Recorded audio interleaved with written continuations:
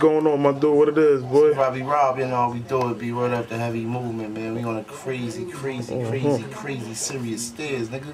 Stairway somewhere, you hear me, nigga? You stepping that shit up. That's what it is. I mean, where we at right now, my dude? Like, so you got the crazy get up, you know what I mean? Official setup right here for the young cats. Yeah, we don't play out this basically my little studio and shit where I come get busy at. For those who don't know, you know what I mean? If you do know, that's where I go down there, them hard mixtapes I'll be putting down. Putting my work in, you feel me? That's what it is, that's what it is. I mean, so what's going on, man? Just let these people know what's good with you, you know what I mean? What's the new movement, fam? Basically, you know, my new shit is, I'm gonna continue to make mixtapes and all that crazy shit, you feel me? Definitely, stepping my man up S1 on the heavy movement tech. That's what it is. Feel me? I look out for that. We got some real good records coming up, man. Writing movies and shit like that. Oh, word? Engineering, as you can see. Okay. I mean, you got anything that you would like to give out to the fans? Let these fans know what's up? Like, oh, y'all already know, man. I'm gonna keep kicking that shit y'all like, man. Talk about shit you put in your car. Word up, you can't take out your car. Shit get stolen, lost. You feel me? I'm gonna keep kicking that flavor though, man. We outside, we see the Jeep all tagged up with the Robbie Rob, you feel me? Like, yeah. Yo. I go hard with myself. I don't wait for nobody to do shit for me, man. I know 50, I fucking fuck with 50, I fuck with the unit, I love him to death. You feel me? Speaking about 50, pardon to cut you off, my dude, there's a little rumor going around that, you know what I mean, Robbie Rob should be linking up with G-Unit, you know what I mean, getting a little contract signing up, like.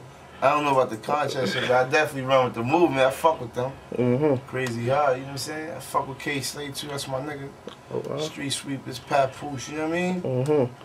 I basically do my own shit. I built my own fan base. Ain't no label, ain't no artist, and none of that shit. I was just, you know, lucky enough to, you know, be able to do work with 50 Cent. Okay. Travel across the country with Gorilla Black. Did shows with Sierra on venues like. I got busy, man, you know what I'm saying? Oh, definitely. I know it happened for a reason, you know what I mean? It just, ain't no ordinary nigga could do work with 50 Cent, you know what I'm saying? Yeah, definitely. So I'm proud of myself in that sense, you feel me? I mean, so how that link up went about with you and 50 though? This kid that used to work at Interscope, he's definitely worked for G-Unit, and now his name is Nelson. He picked up one of my Jay-Z mixtapes and shit, called me up. You know what I mean? It was just one of them phone calls, like, yo, this shit is hot, come down to the office, I gotta meet you. Went down there and met him. He invited me to, you know, the crib and shit. I met 50 and shit. We did the mixtape right in the crib, and she got back to the office a couple of weeks. Niggas told me about that shit. And me and Yayo built a relationship, and you know what? I flew out to LA with 50. We got to know each other a little more and shit like that. We did another mixtape, and then I just started doing parties in the crib. I was on satellite radio. Oh, what? Yeah, well, because of the kid Nelson, man. Good looking, Nelson. Thank you. You know what I mean? That's what it is. Oh, one thing also, I know you had the opportunity, you know what I mean, to meet a living legend, you know what I mean, Kid Capri. Like, how did that really go about? You know, Kid Capri? I got stabbed when I went to that nigga first party. I mean, he was my idol, man, on the way up. Like, other niggas look up these other DJs, I looked up to Kid Capri and shit.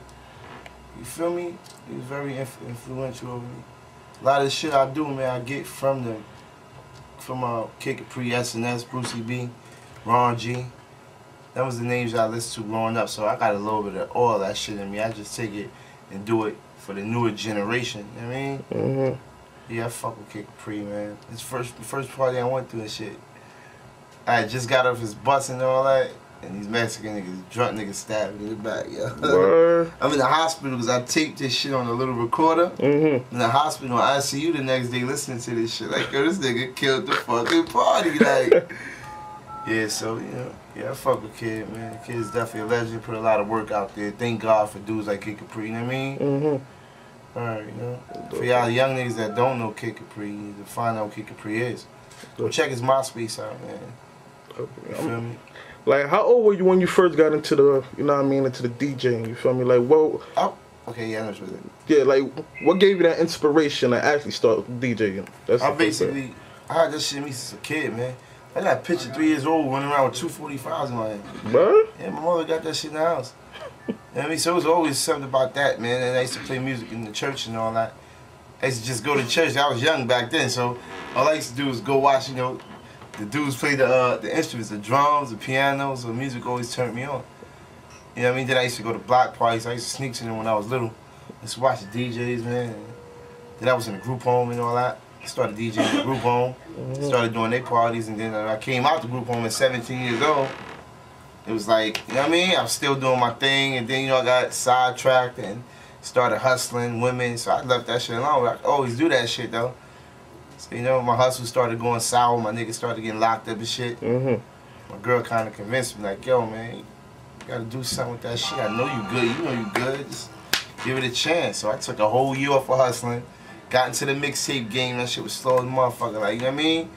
Niggas just wasn't respecting me because they ain't know me, you know what I mean? If I wasn't Clue or K-Slade, they wasn't fucking with me. But I built my, I suffered for a year and a half, man. I'm serious. Like, I suffered with people, it got to the point where people fuck with me. Now, everybody that didn't fuck with me, like them stores and them Africans and shit like that, they had to fuck with me because of the public, man. General public demands Robbie Raw mixtape, so. And I just kept that shit going, man. You know what I'm saying? I mean, I see your name buzzing out there, you know what I mean? For example, you know, the 106 in Park, you know what I mean? You had the opportunity to be on the show, and I know that probably gave you even more of a bigger buzz. Actually, I want you to put that on there. Definitely. I'll give it to you. But I'm glad a lot of people got to see that shit because people don't know that. I don't even know if they know what DJs are no more. Like, you know what I'm saying? They'll buy a mixtape and they really can't see what you're doing. You feel me? So the 106 in Park footage actually shows people what I can do. And I can still make a hot ass mixtape, you know what I mean? So I'm good in like a couple directions when it comes to that shit. So that helps me. I rock parties, like, you know what I mean? That's my shit.